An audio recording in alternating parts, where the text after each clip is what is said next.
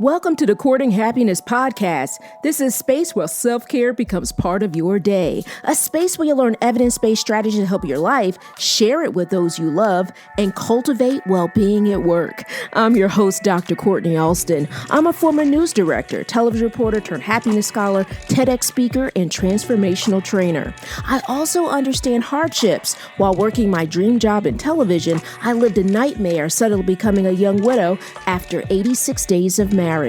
I became committed to learning more about resilience, healing, and happiness. This is how I discovered my area of research, which is positive psychology. Now I'm living my calling of training individuals and organizations on happiness.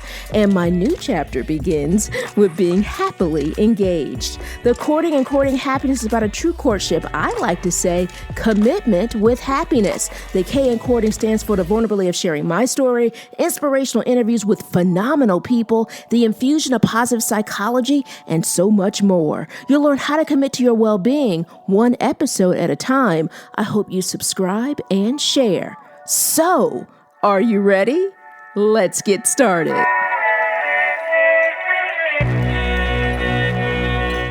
Welcome to episode 69. I am Dr. Courtney Alston. I am so happy that you're here. Thank you so much for listening. Well, we have a repeat guest on the Courting Happiness podcast. She is back again, and I'm talking about Linda Crockett.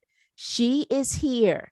For those of you who are new to the podcast, back in episode 65, Linda talked about workplace bullying and really giving us the skills and the wisdom and the expertise as it relates to how do we go about getting our power back. It was so popular. And I'm so happy that she is back, this time to discuss bystanders. What does it mean? What do you do if you're witnessing a bully or bullying at work, I should say? Linda is the founder of the Canadian Institute of Workplace Bullying Resources. She's known for pioneering the first and only full-service workplace bullying and harassment center in Canada. Her training includes a master's specializing in workplace bullying and trauma. And for more than 30 years, she's worked as a therapist and social worker. Today, she will give us the tools that really you need to really understand how to manage when you witness workplace bullying. What do you do? How do you respond? Plus, Linda gives us truly an empathetic approach to understanding individuals who may have trouble coming forward after they've witnessed workplace bullying. It's always a treasure having her here. Linda's work and commitment to workplace bullying in terms of providing resources is truly exemplary. So be sure to check out her episode page to this show at drcourtneyalston.com/podcast/episode 69. I'm so happy, Linda Crockett, that you are here. You are phenomenal. Your episode, as it relates to workplace bullying, resonated with so many listeners, and I'm so happy to have you back on the Courting Happiness podcast. Thank you so much for being here. I am so happy to be back. This is such an important topic, and there's so much to talk about.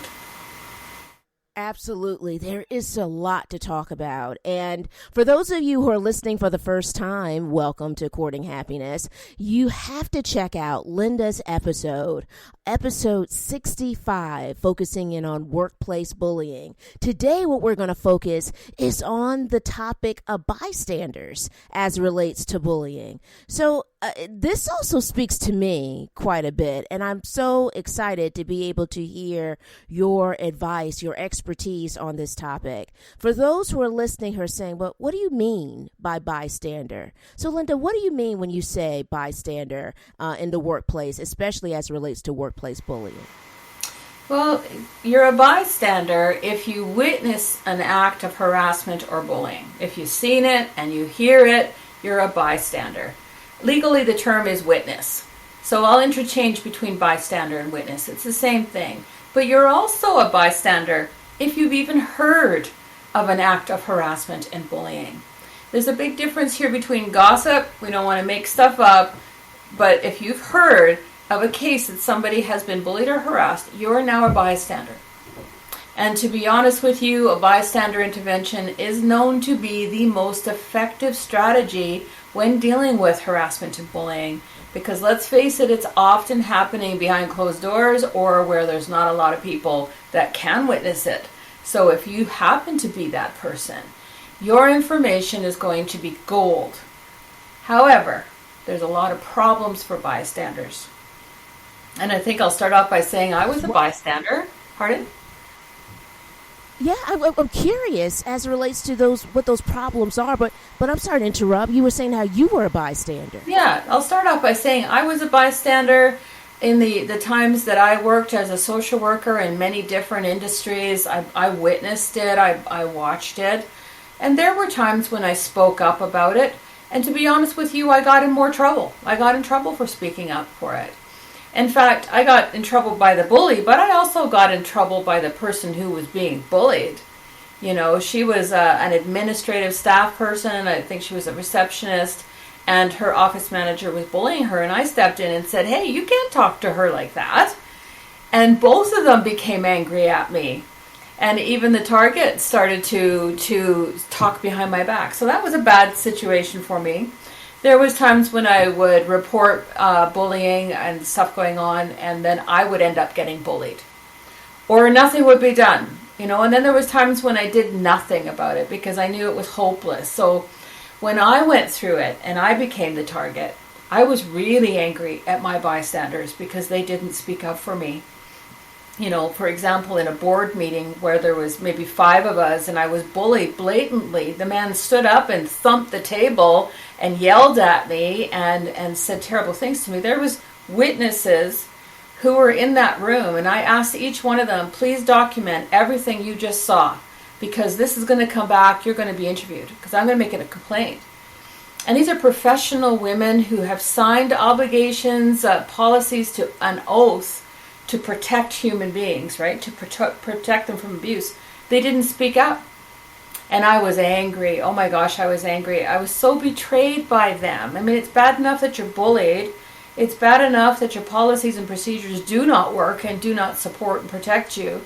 But it's horrible when your own colleagues that you trust, respect, work together, you'd stand up for, don't speak up and do the right thing. Against their own professional ethics, they still don't stand up. So for years, while I was doing this work, I didn't want to listen to a bystander's excuses. But after my healing and after more learning and after more talking with bystanders, I finally got it. We really are doing a disservice by judging them. We're doing a disservice by being angry with them. We have to talk about what's going on for the bystanders. And you know what? They have valid reasons for not speaking up. They have seen it fail time and time again. So why would they want to walk into that hornet's nest? You know, like, it doesn't work. Until, I would say, just the last couple of years, workplace bullying was another shaming, silencing, a form of abuse that was in the closet. People weren't talking about it. And there wasn't any laws to protect us. Just like domestic violence and sexual assault, it was in the closet. And we were always blaming the victims or the targets. So for the last couple of years, we're finally getting people talking about it. There's far more resources available. So I think it's out of the closet. I can say that now. And so now let's talk about those bystanders. Sure, it did not work. It failed. They watched people speak up. They watched people file a complaint, and it failed. It made things worse for people. So yeah, I'm going to validate a bystander. I get it. You're right. It does fail. But let's talk about that. Because at the end of the day, you have to do it right. You have to do the right thing. You know, and then there's the other, maybe they were bullied in the past. Who wants to be bullied again? Of course, that's valid. I don't want to be bullied again. I'm not going to walk into that hornet's nest either. But we have to talk about that. And we have to help you get to a place where you can report it. Maybe you need to take ownership that you should have got some recovery work done from the past bullying. Maybe that's the case. But we have to talk about it. Other examples, maybe they're completely overwhelmed in their job. We all work in high-stress jobs where the deadlines are ridiculous and we're under a lot of pressure. Maybe they're already overwhelmed, but maybe they also have an illness and they just can't deal with more stress. Maybe their wife or their husband at home is sick. Maybe somebody in the family has cancer and you're already overwhelmed. That's valid. Completely valid. But talk about it. Let's talk about it, get support, and help you do the right thing. Maybe, in other cases that I have learned, that one of the people that are bullying happens to be one of their friends. And it was a man that came up to me and said this. A man in the construction team that said this to me. He says, these two guys are bullies. I know they are, but if I rat on them, I'll be kicked out of the group and I'll have to go sit at the outcast table with everybody else, and I don't want to sit at the outcast table. I don't want to rat my friends and get kicked out of the group. Well, I guess you got a moral dilemma there, but we have to talk about it, work through that so that you do the right thing at the end of the day. So you want to look in the mirror and like who you see. Some people are just really afraid of conflict, and maybe that's because they were raised in a childhood of domestic violence or other forms of sort of violence in their life, and they have valid reasons for being afraid of conflict. But if you're a leader, for example, and you fear conflict, you have an obligation to deal with your fear of conflict, because as a leader, you better learn how to deal with conflict, or you're letting things go and then they just fester, and then all these accumulation of unresolved staffing issues. If you're a leader especially, you better take responsibility for that and get some courses, get a coach, see a therapist, whatever it means. But we as employees, I think we owe ourselves that recovery work too if we're afraid of conflict. There's plenty of good courses and books and coaches and therapists out there for that. And lastly, other reasons are trust is gone. Trust is gone from the work environment. But also some people are on probation, right? They just got the job. And probation periods could be 3, 6 months, 12 months, and you're just out of high school or college, or maybe you just had a baby. You need that permanent position. And you need those health benefits. And so you don't want to rock the boat. Because if you do, you're the first one to go. They can let you go if you're on probation. They don't need any reason for it. You're quite vulnerable if you're on probation. So yes, a lot of valid reasons we're talking about here. But we need to set it up so that it's safe for people to come forward. It works. They're protected against retaliation. They have somewhere to go to talk about their own fear, their barriers, their hesitations. They get support so that they can do what's right. And then they're rewarded for it, not punished for it. That word whistleblower happens to have some negative connotations to it. We've got to change that. It should be celebratory. These whistleblowers and people that are bringing forward this information about people destroying your work reputation, your business reputation, they should be rewarded. It's the right thing to do. So employers and leaders, we need to change this whole tone here. These guys that come forward are saving you millions every year. So we've got to do the right thing. I love that, what you're saying in terms of doing the right thing. I love that in terms of creating a system that's really going to support bystanders, support people who are being bullied, right? And it's interesting, as you were talking, Linda, I never thought about so many of those different scenarios before, right? In terms of maybe the bully, or maybe the bystander might be friends with the bully, or, and then even something else that I thought was also very interesting, which is leadership, which I want to talk a little bit more about. You mentioned leaders, especially those who are conflict avoidant, right? And working on that. It's interesting that you say that, because a dear friend of mine who is an incredible leader, actually I have a couple of, my friends are just incredible leaders. I will say this. One of the things I'm really proud of is the fact that we have these conversations about management and leadership style. I love that. And I say they're incredible leaders, not simply because, they're my friends, but because they really just believe in service. They believe in, being there for their team. And what makes them incredible leaders is protection. So I'm thinking about a dear friend right now who does a wonderful job protecting people that are part of her team. How can a leader who's listening now, who's a manager, who is dealing with, I'm not very comfortable with being, dealing with conflict, how can they go about coping with the conflict, working their way through it, and really serving as what I mentioned with some of my dear friends who are great leaders because they're also great protectors? Mm-hmm. Great question. And I'm going to talk a little bit about leadership and style and answer that question, if that's okay. I mean, international research shows us that approximately 74% of the bullying that's happening in the workplace is coming top down. Now, a lot of leaders listening to that are not going to like that, but look at the research. It's 73, 75%. So 74% on average is coming top down.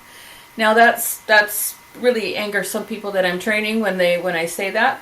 But at the same time, open your mind to the fact that now you know your solution. You know where to look, because let's look at your hiring practices. Are you hiring people who are competent for the role of that accountability, that level of responsibility? Are they skilled? Do they have experience? Don't just throw your brother in there because you owe your brother a favor. Don't just throw anybody in there because nobody else wants a job. Make sure you're putting confident, competent leaders in those positions. They don't bully. So that's one thing right there. Look at your hiring practices. Monitor your leaders. Make sure they're well trained. Give them the support they need. Mentor, monitor, train them, support them. Now you're going to have a huge solution right there, because those competent, confident leaders who do protect, they're not going to allow bullying bottom up or peer to peer, are they? They're just not going to tolerate that. So if you build your leaders up for success, you've built your whole, nobody's at risk here, you built your whole staff up for success.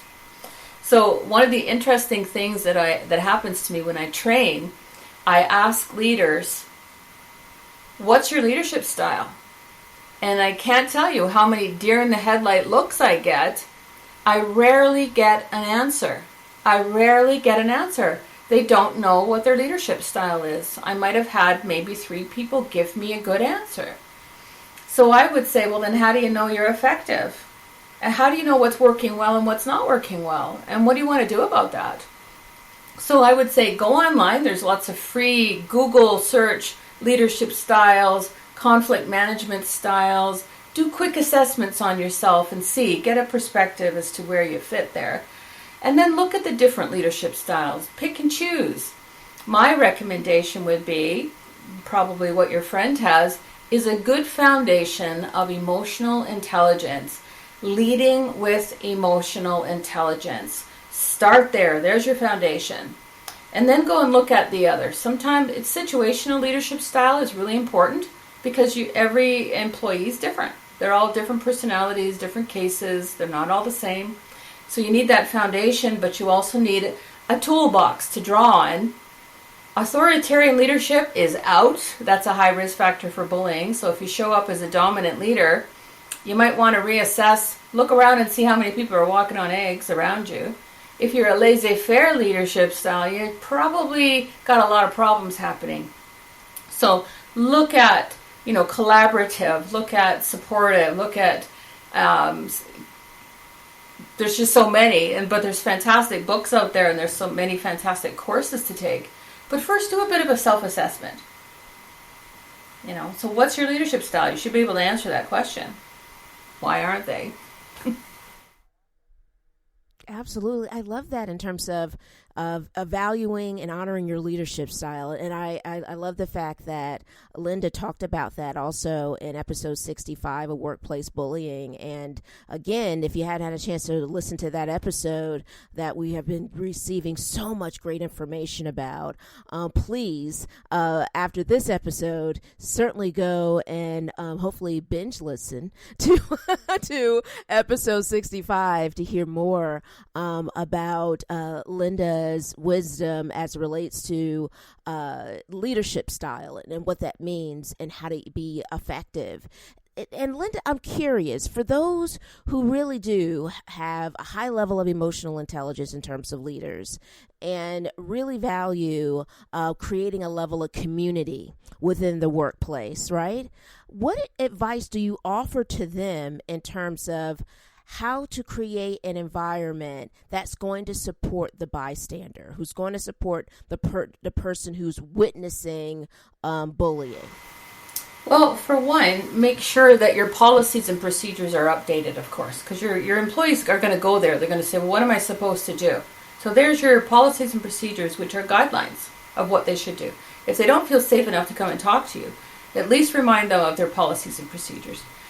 At least get training in for them. Have not just the 1 hour webinar, check the box, okay, I did my job.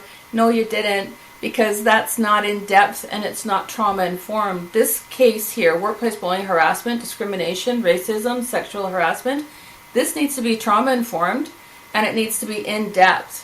So cutting corners is not helping anybody. So if you're that leader that really wants to help staff, invest, because you're going to save thousands to millions by doing it right, bringing in the right trainer who knows what they're talking about, who gives a holistic perspective to this, all of that, a holistic perspective. Don't just talk from the corporate lens, talk from the human being lens, and let's walk in everybody's shoes and get an understanding of what everybody's going through. So that's when I get buy-in, when I talk the real experience, but I give a perspective of the leader, sure. I give a perspective of HR, give it of the victim or the target, the witness, but I also talk about the offender, the perpetrator, the bully, the respondent, all these words we can use. I walk them through these experiences too, because I work with them. In addition to that, in your policies, make sure you have safe processes for bystanders to come forward, and also alternative safe processes, because maybe they don't feel safe going to HR. Maybe they don't feel safe going to the leader or that leader, because maybe they're part of the problem. And don't be naive to think that they can't be, because they can be. So make sure there's alternatives. And if at that point they're still not even feeling safe, make sure you've got resources listed, workplace coaches or workplace therapists that are trained in this area that they can go to process next steps, strategize what is best for their next steps. So have all those options available to them. And please don't ever bring in a executive coach to talk to somebody who's been harmed about bullying, because an executive coach does not know about injuries. Make sure they talk to somebody who understands this injury. I love that, in terms of really, as you mentioned, understanding the injury and having those skills that are really going to serve that individual or serve members of the team. Maybe it's not just one person, fortunately, maybe we're dealing with multiple people who are witnessing, seeing the harm of another team member, because really that's what we're talking about, right? When we're talking about bullying, we're talking about something that is extremely harmful, that can carry that individual. It's interesting because I've talked about this before, but sharing information or finding out from friends or colleagues about when they've been bullied in terms of a previous workplace, and how that's still carrying them to the next place, right? And it may not be the actual new boss is the bully, but it's dealing with the fact that the old boss was, and how that person really harmed them in terms of their abilities. And so I'm loving that you're talking about the importance of making sure that having people who are trained that can address Yes. And that's one aspect, but you bring up an important point. If you are carrying it to the next job, then who's responsible there? You are. If you're injured, you're responsible to take care of yourself. And if you neglect that and avoid that or minimize that, then who's bullying who now? So you don't want to carry that for the next 10 years. I mean, I've met people who come in and sit on my couch and they're talking about the bullying as if it happened yesterday, and it was 4 years ago. They haven't seen the bully for 4 years. Wow. So who's responsible now? We are. We have to commit to our recovery, with or without justice. We have to. So that next job, I'm not triggered and I'm not flashing back and I'm not doing myself a disservice of more anxiety and more stress. So that's an important point you brought up that you helped me remember there. And in addition to what you asked me about what can a good leader do, keep this topic alive. Talk about it. Don't silence it. Have those, we call them brown bag lunches, where you bring your lunch and you all chat about a topic, or put up posters, but keep the topic alive and bring trainers back in every 2 years to do a refresher so you can keep massaging this topic. It's not going away. And depending on your staff, you've got people in different aspects of fight, flight, freeze, that coping mechanism that we all have. You're going to see people in different forms of fight, flight, freeze. So as a leader, you especially need to take trauma-informed in-depth training to understand that staff member who might be agitated, angry, or looking really disheveled is not the problem, actually. That person's having a trauma response.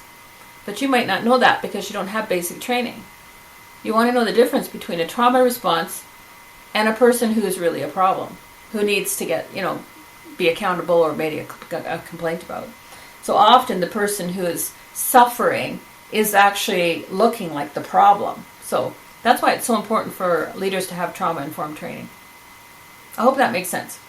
That is so powerful. It does make sense. I'm sitting here and I'm like, that is so powerful in terms of really being able to distinguish between if this person may be trouble or it's really trauma, right? Yes. And you're absolutely right. I love the fact that we're talking about training and what that looks like. It's interesting because I had a conversation with a colleague and we're talking about the value of management training and what that looks like. And I've mentioned this in previous episodes. Not only do I have a PhD, but I have an MBA. And so I really value management training. And even when I was working on my MBA, I took management training when I was a news director outside of the business school. That really taught me the dynamics of really being able to cultivate and nurture my team. And all of those skills, it's interesting, all of those skills that I learned when I think back on it, Linda, they not only helped empower me to nurture my team, it actually helped empower me to nurture me. Mm-hmm. Yes. Because it gave me certain abilities that I'm like, oh, I didn't see it quite like that. Or what do you mean? We hear about the golden rule, and the golden rule is treat people the way you want to be treated. But one of the rules that I learned in management training is you treat people the way they want to be treated. Because the way you may want to be treated may look very differently than the way they want to be treated, right? Especially if I'm a highly empathetic, I value emotional intelligence, but maybe that individual who's like very direct and doesn't think about the fact that, wow, this person on the other end, that this might be hard for them to receive, right? But I love that part of the training talked about how to have a heightened level of emotional intelligence. And so the work that you're doing and what you're sharing is really, really important for managers to understand that. Yeah, there's some managers out there, they're part of the old boys club or the old girls club, and they're old school, right? And they'll say things to me, I'm 60, 65 years, I'm not going to change now. They're crusty old people, and they're saying, I'm not going to change now. And I say, I can't change now. And I say, well, I call BS on that one, because let's talk about neuroplasticity. So, oh yes, you can change. If you choose, you absolutely can learn some new behaviors. So no more excuses about it. But that in itself says that we have to hold them accountable, doesn't it? So we have to have training to know what we're looking at. We have to have policies that we can adhere to. We have to have a cohesive leadership team that buys into zero tolerance, that doesn't make exceptions. And if you've got a leader out there that is a crusty old authoritarian dominant who says, I can't change, you got a problem who's going to waste all that money you've just spent to try and create this really safe and supportive culture. Don't accept that excuse any longer. Get that guy or gal an executive coach along with a course and a book.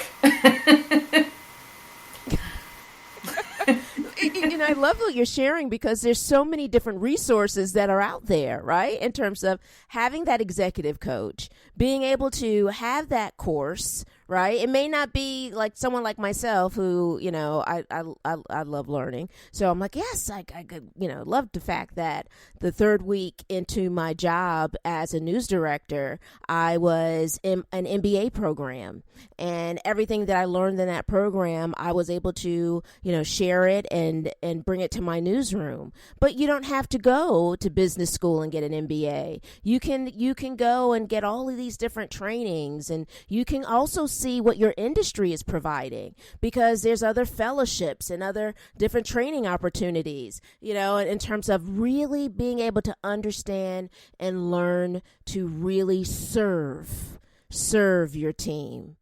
Let's talk about validation. You mentioned this on your post, or I should say in your post on Instagram. You talked about the value of really bystanders and what that looks like in terms of the process, and the importance of validating the experience. It resonated with me because of, earlier the episode 65, I talked about how I went through workplace bullying.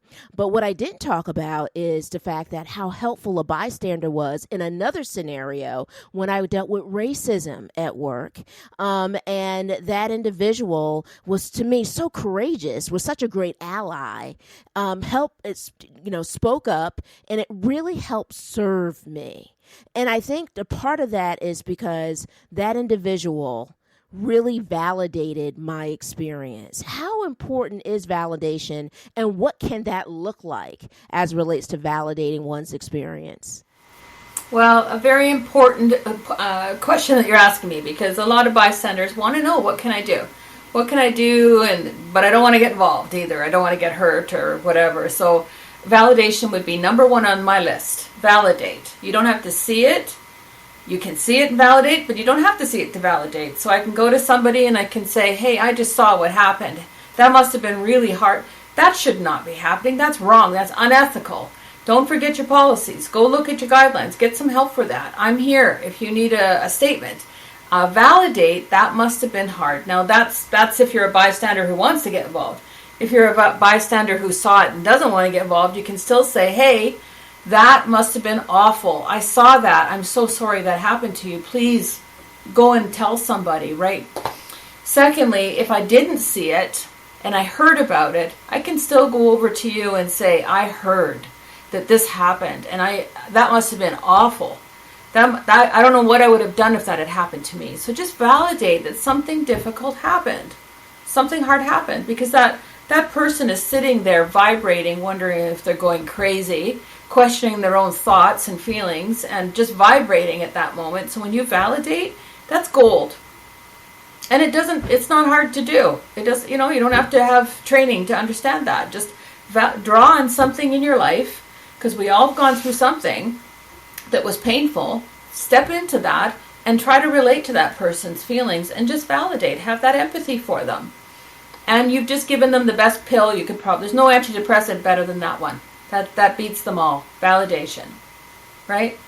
I love it. Yes, I love it, because I love how you mentioned how it is gold, right? And then the value of empathy, because throughout every level that you've shared, I can't help but to see empathetic understanding throughout, from understanding the bystander to understanding the team, and then also thinking about how we can also respond to each other. How important is empathetic understanding in the workplace as it relates to really helping in terms of suffering at work, especially as it relates to workplace bullying? Oh, I think that it is critical, and that's why I say take the emotional intelligence. It doesn't matter what rank you are at work, take that training. Empathy is that best pill ever. If you're going through something stressful, you're going through something traumatizing, you're going through something that's triggering previous trauma, validation and empathy is going to settle that nervous system. It's going to regulate that nervous system. And that person's going to say, hey, okay, 1 minute they're ready to jump off a bridge, and you've just offered them, 2-minute sentence of validation and empathy. They're going to get through another day. It's that powerful, that powerful. And sometimes you can just put your hand on that person's arm and just give them that compassion and empathy, and that's enough for them to know they're not alone, they're not crazy. Just stand beside them sometimes. If you know that a bully's coming down the hallway, just go stand beside them and say, hey, what's your plans for the weekend? That's validation, that's empathy. You just protected them from another outburst. So there's so many ways you can learn to do this without really investing yourself. I mean, we don't want promises you can't keep either. If you know that you can't get involved, then don't promise that you will. But the best thing you can do for somebody is tell them why you can't get involved. Give them an explanation. Because when you're left wondering, why is my friend not speaking up? Why is my colleague not speaking up? It's crazy making, and it adds to the injury. So be honest, be transparent. Tell them I'm going through divorce right now. Tell them I'm really sick right now. I want to help, but I can't. But here, remember this. There are policies. There's an employment assistance program. Go see your doctor. Don't forget training. Help them with something.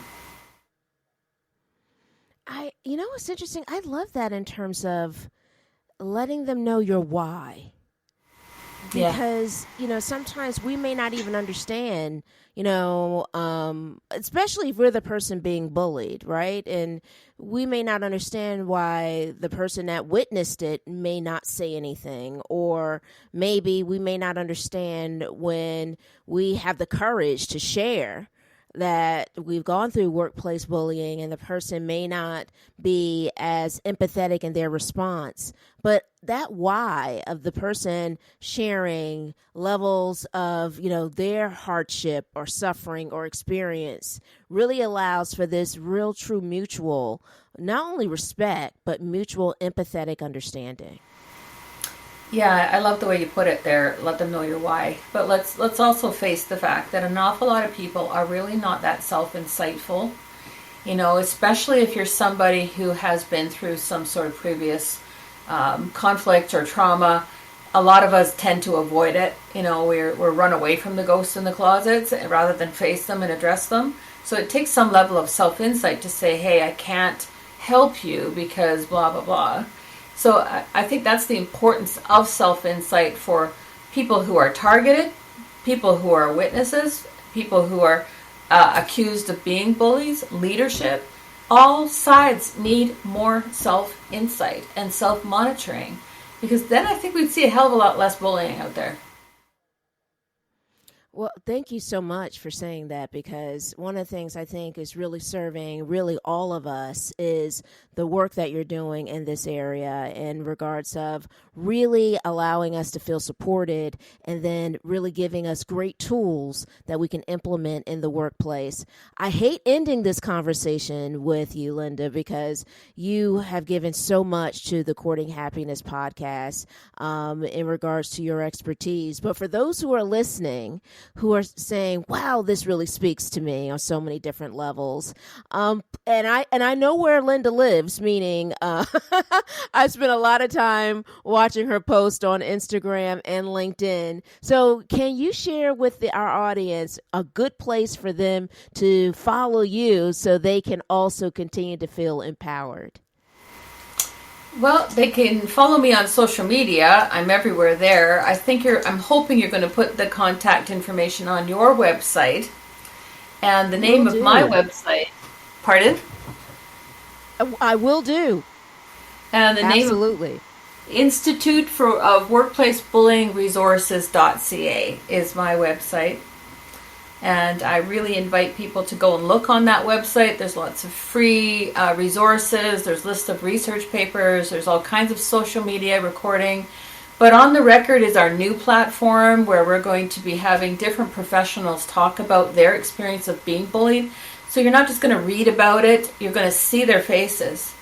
It's called On the Record, and it's on my website. So you're welcome to take whatever you need to share with whoever you want. It's there for the taking.